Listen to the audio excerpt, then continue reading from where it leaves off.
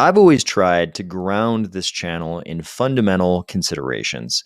So we've always talked about the virtues of crypto, that it can be hard capped, that it can be deflationary, uncensorable, decentralized, secure, non-confiscatable, and not subject to the political whims of any ruler, whether elected or not. Those discussions have always been posited with a what if scenario. What if your government attempted to confiscate your funds without due process? It looks like that's no longer purely a hypothetical. Ready? Let's go.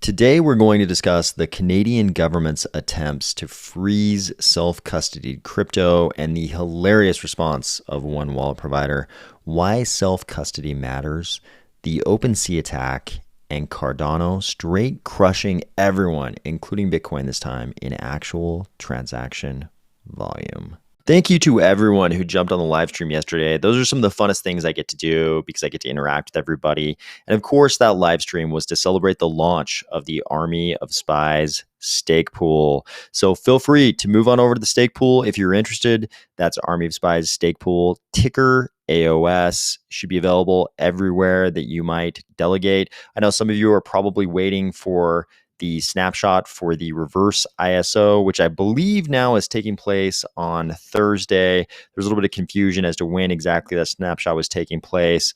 But if you're waiting till Thursday, that's great too. We'll see you then. You're probably aware that the Canadian government currently has a trucker problem and not the mesh in the back, foam in the front variety. So it looks like they've been sending out these court orders to a variety of different organizations, but including fundraising platforms or websites, cryptocurrency exchanges or platforms, or custodians of any cryptocurrency wallets. But it looks like there was some level of confusion as to who exactly was a custodian of a cryptocurrency wallet or someone else who could do what they wanted. Apparently, what the Canadian government really wanted was for these various types of organizations to just freeze the assets of various parties. And nunchuck.io, which describes itself as a self-custodial, collaborative, multi-sig Bitcoin wallet, was having none of it, no pun intended. They responded, "We are a software provider, not a custodial financial intermediary. Our software is free to use. It allows people to eliminate single points of failure and store Bitcoin in the safest way possible while preserving privacy." You can already see where this is going. They said, "We do not collect any user identification information beyond email addresses. We also do not hold any keys. Therefore, we cannot freeze our users' assets. We cannot prevent them from being moved. We do not have knowledge of the existence, nature, value, and location." They're just parroting the language from the court order of our users' assets. This is by design. Please look up how self-custody and private keys work. When the Canadian dollar becomes worthless, we will be here to serve you too. Sincerely, the Nunchuck team. It looks like the Edge app received a similar request. They say it was from the Deputy Prime Minister, Chrystia Freeland, that various financial services companies freeze accounts of those linked to protesters occupying the region, as well as those providing funds to the protests but not physically present. They said, regardless of whether the protests resonate with individuals or not, financial seizure is an unprecedented action that must be taken seriously. It's with great consideration that we would like to share our official response to the request that Canadian users' Edge accounts be frozen. They provided this image and said, "No, and most importantly, we can't even if we wanted to." This will remind some Cardano ecosystem participants of what Charles has said quite often. It's not about whether you should do something. It's about whether or not you can, so that you can prevent completely people from doing things you don't want them to do. It's all about them not being able to do it, not them being encouraged to not doing something. And in the case of self-custody wallets, we have that.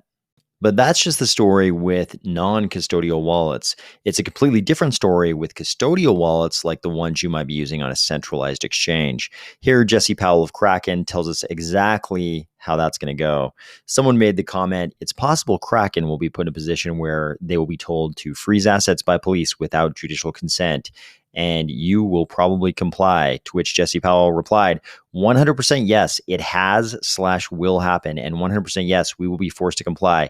If you're worried about it, don't keep your funds with any centralized regulated custodian. We cannot protect you. Repeat, we cannot protect you. Get your coins, cash out, and only trade peer to peer. I don't always agree with Nick Carter's Bitcoin maximalist views, but I think he makes a good point here. He says, for people on the fence, let me substitute a couple words. CCP demands American Bitcoin wallet developers dox and immobilize funds for individuals who attended a free Hong Kong protest. He says that's the equivalent of what's happening here, but with Canada starring as the CCP. The problem is people are getting this twisted. It doesn't matter which side you're on. It doesn't matter whether you support the truckers or the Trudeau administration, or whether you don't even know what the conflict is and you don't have any support for either side. This isn't a political question. This is a question about whether Western democracies believe in due process or not.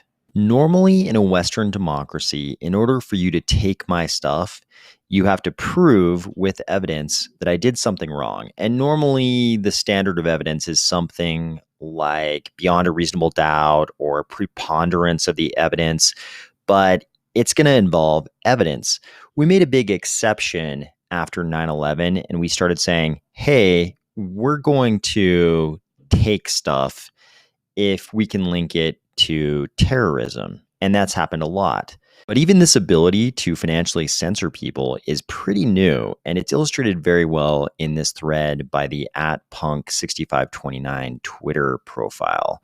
So he points out that it's only since, the last like 20 years that there's even been a high risk of financial censorship, even if you're doing something wrong. Because prior to that, we had a lot of things like cash and gold, and he uses the example of shells being used as currency. You didn't have such prevalent digital currency that could be so easily censored. He acknowledges, hey, yeah, I'm all for preventing money laundering, stopping terrorism, and reducing tax evasion. The problem is that we have goal creep. While the goals may have started out as let's prevent money laundering, terrorism, and tax evasion, the goals slowly creep towards other things.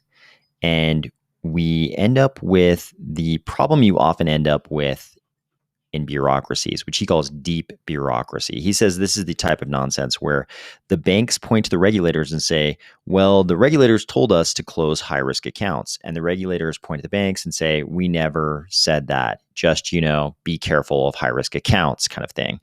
And of course, who's at fault doesn't really matter to the person whose account was closed, because in our modern society, you just can't function at all if your account has been closed. And it's very difficult to exercise your rights of freedom of speech and things like that if you have absolutely no money to the economic, you have absolutely no access to the economic system. He kind of equates this with what he would call a parallel, opaque, unwritten legal system, because the punishment is getting your account closed by the banks, which forecloses access to the economic system for you. Yet there was no due process. No one ever had to arrest you and file a case and provide evidence and meet that standard, whether it was preponderance of the evidence or beyond a reasonable doubt, sort of depending on if it's like a civil case or a criminal case. That never had to happen. The banks just closed your account and they said, oh, we have to because the regulators, and the regulators were like, well, we never said that, but, we did say to be careful of high risk accounts. So, glad you're closing high risk accounts, but nobody ever had to prove why your account should be closed. Of course, this only gets worse with central bank digital currencies, CBDCs, because they can allow for global transaction censorship and the application of deeply negative interest rates. Punk 6529 says even Stalin, Hitler, and Mao did not have the ability to apply global transaction censorship across their empires at the touch of a button. Eventually, he comes to the same conclusion about this not being a political issue. He says, hey, even if you're 100% on Trudeau's side, dislike the truckers, and you even support the freezing of funds of the supporters of the truckers, these indirect supporters, he says this is a bad precedent. Would you feel the same way if Donald Trump was freezing all the financial infrastructure of an organization like Black Lives Matter? And then he makes what I think is the most important point here. He says, the way to judge an idea is not if your team in power should do it. The way to judge the idea is if you think your worst political enemy should have this power, and if you feel comfortable that the team you hate won't abuse it. And I mean, isn't this how the principles of good governance should work? It shouldn't be about whether or not your team is in power and they should do something. It should be about principles and rules that make it impossible for anyone to do anything. The can't do it type principle that Charles talks about, as opposed to, well, we want our side to be able to do it. We just don't want the other side to do it. And it's because we're morally right and they're not. Again, this is not a political issue. It's about principles of governance and whether Western democracies believe in due process.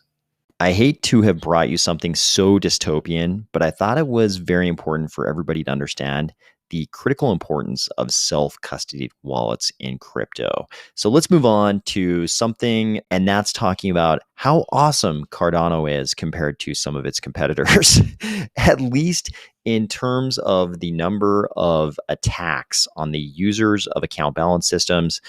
Cardano is certainly holding its edge and performing very well in the short existence of its DeFi protocols. Cardano has performed very well compared to a lot of its competitors. As always, we have to say there will be attacks in Cardano DeFi, but so far we're doing just great. And the account balance imperative programming world is showing itself to be a robbery forest as always.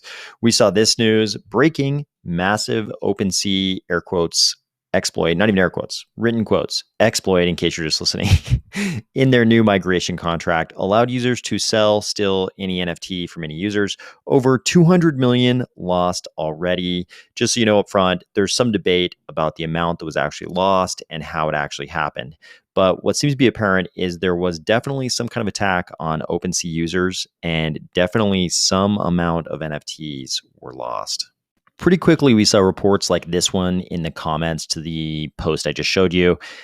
This poster saying, calling it now, the hacker used a standard phishing email copying the genuine OpenSea one sent out a few days ago, then got a number of people to sign permissions with Wyvern Exchange. No exploit, just people not reading signed permissions as normal. If you don't know what I'm talking about, this is when they use something like MetaMask, which, if you're not familiar with it, is sort of like, you can think of it as like the DApp connector over on the Ethereum account balance side.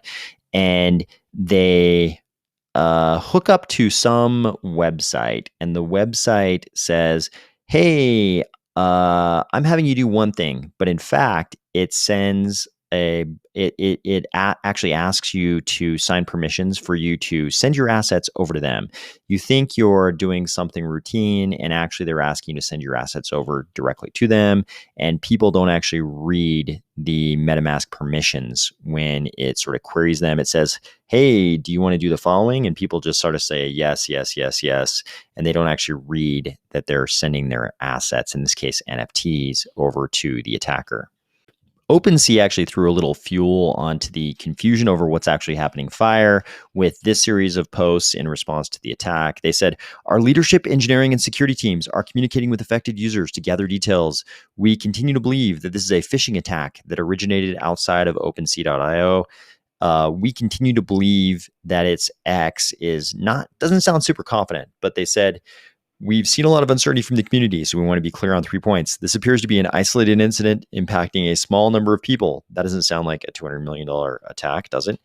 The attack does not appear to be email-based, which also confused people because they said that they believed it was a phishing attack. So apparently they're trying to communicate that they do believe it was a phishing attack, but not email-based. People were quick to point out that you could have phishing attacks on things like Discord. Eventually, the CTO of OpenSea posted this thread. He said the following data points stand out. All of the malicious orders contain valid signatures from the affected users, indicating that they did sign an order somewhere at some point in time. However, none of these orders were broadcasted to OpenSea. He said none of the malicious orders were executed against the new Wyvern 2.3 contract, indicating they were signed before the migration and are unlikely to be related to OpenSea's migration flow. And he says only 32 users had NFT stolen over a relatively short time period. This is extremely unfortunate, but it's just a targeted attack as opposed to a systemic issue. So it looks like the initial reports of 200 million. He doesn't cite a dollar figure here in this thread that I can see, but I did see people throwing around a different dollar figure than the 200 million figure we originally saw. And it was something very small, like 1.27 million. Not trying to minimize the impact of 1.27 million. Certainly that's a large amount of money to any individual, but if that was spread out over a large number of accounts, obviously the impact is much lower than if we had a $200 million attack. But I think the lesson here is that this was about people doing exactly what we described, signing transactions over MetaMask, basically signing transactions like you would with a dApp connector in Cardano. This could very easily happen in Cardano too. You are sort of lured into connecting your wallet to some malicious website, and you think you're doing one thing, and instead they're asking you to send your assets over to the attacker. Watch out for this. Finally, some good news. Cardano is once again straight crushing it in this time both transaction volume and adjusted transaction volume. We've looked at this before in the past when Cardano was doing close to the same amount of volume as Bitcoin, much more than Ethereum. In this case, Cardano is doing more than both Bitcoin and Ethereum. We're back to that position where Cardano is actually doing more adjusted transaction volume than both Bitcoin and Ethereum combined. Last time people were a little confused by these different metrics: real volume, transaction volume, and adjusted transaction volume. I posted this in the comments when people asked last time, but I thought we'd just cover it here really quickly. So real volume refers to the total volume on the exchanges that we believe with high levels of confidence are free of wash trading activities. So what they're talking about here is volume on centralized exchanges. So how much Bitcoin is being traded back and forth on an exchange like Kraken or something like that. Obviously, the amount of activity on centralized exchanges is not what we care about. What we care about is over here under the network activity tab under transaction volume. You can see that this is the sum USD value of all native units transferred. These are network activity transfers, so actual transfers on the blockchain we're talking about. And adjusted transaction volume is the sum USD value of all native units transferred, removing noise and certain artifacts. You're probably aware that a lot of blockchains have sort of messaging going back and forth between the nodes, and sometimes that's misrepresented as transactions of value happening on the network. And some of these metrics, like adjusted transaction volume, attempt to remove noise and certain artifacts. In any case, we get to enjoy days like today when network activity on Cardano is larger than both Bitcoin and Ethereum combined. I hope you're having a great start to your week, and I will talk to you tomorrow.